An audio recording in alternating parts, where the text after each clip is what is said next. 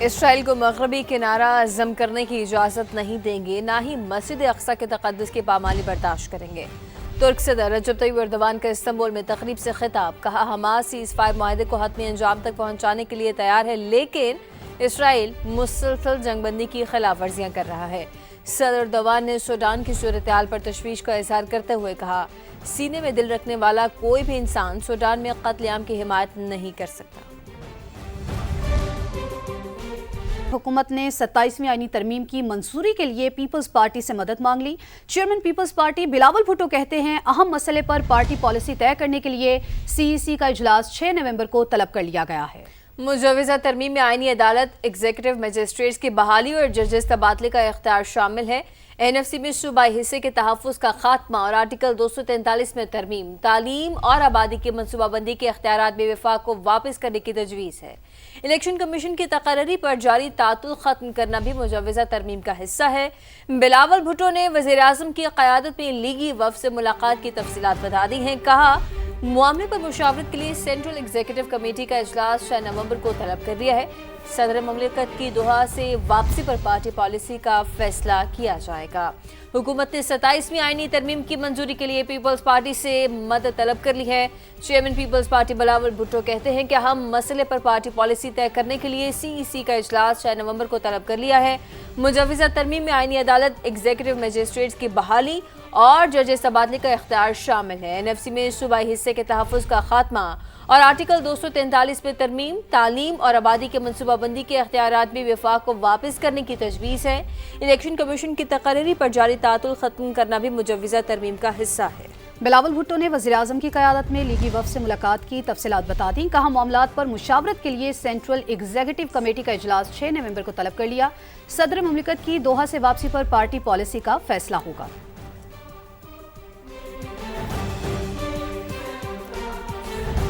مجوزہ 27ویں آئینی ترمیم کے اہم نکات سامنے آ گئے۔ ملک میں آئینی عدالت قائم کی جائے گی جس کے چیف جسٹس ہی سپریم جوڈیشل کونسل اور جوڈیشل کمیشن کے سربراہ ہوں گے۔ ججز ٹرانسفر میں چیف جسٹس کی اجازت اور متعلقہ جج کی رضامندی کی شق ختم کرنے کی تجویز دی گئی ہے۔ تو آپ کو یہ بتا رہے ہیں کہ ترمیم میں NFC میں صوبوں کا حصہ کم کرنے کی بھی تجویز شامل ہے۔ ذرائع کے مطابق مجوزہ ترمیم میں ایگزیکٹو مجسٹریٹ سمیت اہم تبدیلیاں بھی شامل ہیں۔ تعلیم اور محکمہ پاپولیشن ویلفیئر واپس وفاق کے پاس چلے جائیں گے۔ حکومت مجوزہ ترامیم منظور کرانے کے لیے اتحادیوں کو اعتماد میں لے گی۔ تو آپ کو بتا رہے ہیں کہ فوج کی کمانڈ کے حوالے سے ترمیم میں بھی تبدیلی ہوگی۔ اسی پر بات کرنے کے لیے ہمارے ساتھ لائن پر موجود ہیں سربراہ پلڈاٹ احمد بلال محبوب صاحب۔ احمد صاحب، آپ کا بے حد شکریہ کہ آپ نے سما کے لیے وقت نکالا۔ احمد صاحب، حکومت 27ویں آئینی ترمیم لانے جا رہی ہے۔ ابھی کچھ عرصہ پہلے ہی 26ویں ترمیم لائی گئی تھی، اب اتنی جلدی کیا ضرورت پڑ گئی کہ دوبارہ سے 27ویں ترمیم پر کام شروع ہو چکا ہے؟ جی بہت شکریہ۔ دیکھیے 27ویں عالمی ترمیم میں جو چیزیں شامل ہیں وہ اب کوئی راز نہیں رہا۔ بلاول بھٹو صاحب بھی کیونکہ حکومت کے اتحادی ہیں، لہذا ان کی طرف سے ٹویٹ کے آنے کا مطلب یہی ہے کہ وہ ساری باتیں تصدیق شدہ ہے۔ دوسرا، ابھی وہ ان کے وزیر مملکت برائے قانون نے بھی صرف اس حکومت کی طرف سے نہیں، پچھلی حکومت کی طرف سے بھی کہ کچھ چیزوں میں ترمیم کرنا چاہتے ہیں، لیکن ان کے پاس کبھی یہ نمبر پورا نہیں ہوتا تھا اور اتفاق رائے نہیں ہوتا تھا۔ اب لگتا ہے کہ ان کے پاس اگر پیپلز پارٹی مان جاتی ہے تو نمبر پورے ہو جائیں گے، تو پھر وہ یہ ساری باتیں کرنا چاہتے ہیں جو ماضی میں جن کے بارے میں وہ سوچتے رہے ہیں۔ کچھ چیزیں تو اس میں غالباً ضروری ہیں، کچھ تو سیاسی معاملات ہیں اور کچھ مجبوری ہے۔ مثلا جو نیشنل فائنانس کمیشن کا ایوارڈ ہے اس میں صوبوں کے شیئر میں کمی نہیں ہو سکتی کانسٹیٹیوشنل امینڈمنٹ کے حساب سے، تو وہ یہ چاہتے ہیں کہ اس پابندی کو ختم کیا جائے اور حالات کے مطابق نیشنل فائنانس کمیشن جب ملے تو وہ فیصلہ کر لے کہ کیا صوبوں کا شیئر بڑھانا ہے، کم کرنا ہے، کیا وہی رکھنا ہے۔ لیکن یہ کانسٹیٹیوشنل امینڈمنٹ کر کے اس پہ پابندی لگانا، تو میرے خیال سے کسی حد تک اس کی بھی جسٹیفیکیشن موجود ہے۔ سربراہ پلڈاٹ احمد بلال محبوب صاحب ہمارے ساتھ موجود تھے، آپ کا بے حد شکریہ۔ اب بات کریں IMF کے ساتھ سٹاف لیول معاہدہ طے پا چکا ہے۔ میکرو اکنامک استحکام میں بھی نمایاں بہتری آئی ہے۔ وزیر خزانہ محمد اورنگزیب معاشی ٹیم کے ساتھ پریس کانفرنس کر رہے تھے۔ کہا تینوں عالمی ریٹنگ ایجنسیاں اس استحکام کی توثیق کر رہی ہیں، ٹیکس نظام، توانائی اور پینشن سمیت مختلف شعبوں میں اصلاحات لا رہے ہیں۔ جہاں تک معاشی استحکام کا تعلق ہے، I do believe we have a broad consensus کہ we have made significant inroads and significant progress with respect to macroeconomic stability. اس کی ایکسٹرنل ویلیڈیشن بھی ہے جو 3 ریٹنگ ایجنسیز نے ہمیں اپ گریڈ کیا ہے، and after about 3 years these rating agencies are aligned not only in terms of where we are but also with respect to their outlook. اس کے علاوہ جو سیکنڈ ریویو ہوا فنڈ کا اور اس کے بعد سٹاف لیول اگریمنٹ جو واشنگٹن میں اناؤنس ہوا، یہ ایکسٹرنل ویلیڈیشنز ہیں کہ آر ڈائریکشن آف ٹریول، ہماری سمت درست ہے۔ These are the reforms which are underway in execution and being operationalized.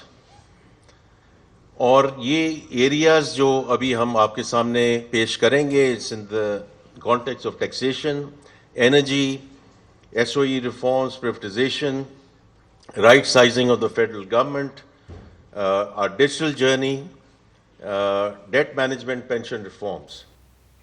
IMF سے 1 ارب 20 کروڑ ڈالر کی اگلی قسط کے اجرا کی حتمی منظوری میں حائل آخری رکاوٹ بھی دور کرنے کا فیصلہ کر لیا گیا ہے۔ حکومت نے عالمی مالیاتی ادارے کو 15 نومبر سے پہلے governance and corruption diagnosis report شائع کرنے کی یقین دہانی کرا دی ہے۔ تکنیکی امور کو حتمی شکل دی جا رہی ہے۔ اسلام آباد سے شکیل احمد کی رپورٹ دیکھیے۔ IMF سے توسیع، فنڈ سہولت اور کلائمیٹ فائنینسنگ کی مد میں 1.2 ارب ڈالر کی اگلی قسط کے حصول کے لیے آخری رکاوٹ دور کرنے کا مشن۔ وزارت خزانہ نے عالمی مالیاتی ادارے کے مطالبے پر governance and corruption diagnosis report IMF کے ایگزیکٹو بورڈ اجلاس سے پہلے شائع کرنے کی یقین دہانی کرا دی۔ وزارت خزانہ کے مطابق 15 نومبر سے قبل رپورٹ کے اجرا کے لیے تکنیکی امور کو حتمی شکل دی جا رہی ہے۔ IMF ایگزیکٹو بورڈ اجلاس سے پہلے دیگر تمام شرائط پہلے ہی پوری کی جا چکی ہیں۔ IMF کے ایگزیکٹو بورڈ کا اجلاس آئندہ ماہ متوقع ہے، جس میں پاکستان کے لیے 1.2 ارب ڈالر قسط کی منظوری دی جائے گی۔ EFF یعنی ایکسٹینڈڈ فنڈ فیسلٹی کے تحت 1 ارب ڈالر، جبکہ RSF کلائمیٹ فائنینسنگ کی مد میں 20 کروڑ ڈالر ملیں گے۔ گورننس اینڈ کرپشن رپورٹ جاری ہونے کے بعد بورڈ میٹنگ طلب کی جائے گی۔ وزارت خزانہ کے مطابق مجوزہ رپورٹ میں سرکاری اداروں میں انتظامی کمزوریوں، کرپشن کے خدشات کی نشاندہی کی جائے گی۔ قانون کی عملداری کی کمزور صورتحال اور دیگر خدشات بھی رپورٹ کا حصہ ہوں گے۔ سرکاری اداروں میں کمزوریوں کے تدارک کے لیے اصلاحات بھی تجویز کی جائیں گی۔ IMF سے governance and corruption diagnosis report پر عمل درآمد کا باقاعدہ فریم ورک بھی شیئر کیا جائے گا۔ رپورٹ کے اجرا کی اصل تاریخ جولائی اور پھر اگست 2025 مقرر تھی۔ حکومت نے حالیہ اقتصادی جائزہ مذاکرات میں IMF سے مزید مہلت مانگی تھی۔ شکیل احمد، سما، اسلام آباد۔ چیئرمین FBI راشد محمود لنگڑیال کہتے ہیں کہ رواں سال انفرادی ٹیکس گوشوارے جمع کرانے والوں کی تعداد میں نمایاں اضافہ ہوا ہے۔ 18% اضافے کے ساتھ ٹیکس ریٹرن کی تعداد 49 لاکھ سے بڑھ کر 59 لاکھ ہو گئی ہے۔ اسلام آباد میں پریس کانفرنس کرتے ہوئے چیئرمین FBI نے کہا کہ اس وقت انکم ٹیکس کا ٹوٹل گیپ 1.7 ٹریلین ہے۔ 18% اس سال جو ہے وہ نمبر آف فائلرز میں اضافہ ہوا ہے اور پچھلے سال کی نسبت وچ اس کہ آپ 49 لاکھ سے تقریباً 59 لاکھ پہ چلے گئے ہیں۔ ہم یہ سمجھتے ہیں کہ یہ سگنیفیکنٹ انکریز ہے۔ جو ٹیکس GDP ریشیو ہے وہ رفلی 1.49% ایک سال میں بڑھا ہے۔ انکم ٹیکس کا ٹوٹل گیپ 1.7 ٹریلین ہے، اس میں سے ٹاپ 1% کا 1.2 ٹریلین ہے، اور اگر میں ٹاپ 5% کو باہر نکال دوں تو پیچھے جو ٹوٹل انکم ٹیکس گیپ ہے وہ صرف 200 بلین کا ہے۔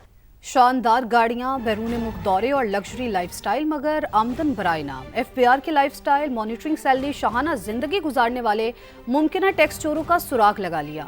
لاہور کی نجی کمپنی کا مالک زیر تفتیش۔ سوشل میڈیا انفلوئنسرز بھی FBI کے ریڈار پر آ گئے۔ تفصیلات دیکھیے شکیل احمد کی رپورٹ میں۔ FBI کا بڑا ایکشن پلان، ٹیکس چوروں پر شکنجہ مزید سخت۔ لائف سٹائل مانیٹرنگ سیل نے شاہانہ طرز زندگی کے حامل اور بیرون ملک عیاشیوں کے باوجود برائے نام آمدن ظاہر کرنے والے افراد کی نشاندہی کر دی۔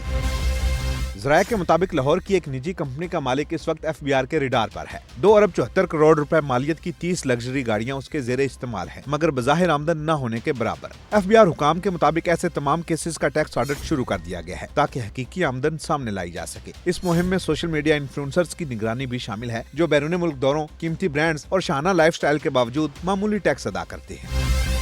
दूसरी जानिब FBI को माली साल के इब्तदाई 4 माह में 274 अरब रुपए के शॉर्टफॉल का सामना है। 14,131 अरब रुपए का सालाना टैक्स हदफ भी खतरे में पड़ चुका। ज़राए का कहना है कि अब तक तकरीबन 59 लाख टैक्स गोशवारे जमा हो चुके हैं, मगर मुतअद्दिद टैक्स दहनगान ने अपनी हकीकी आमदन छुपाई है। गोशवारों में जेवरात, कीमती घड़ियों समेत दीगर असासों का कोई जिक्र नहीं। FBI ने तमाम रीजनल टैक्स ऑफिस को फौरी कार्रवाई की हिदायत कर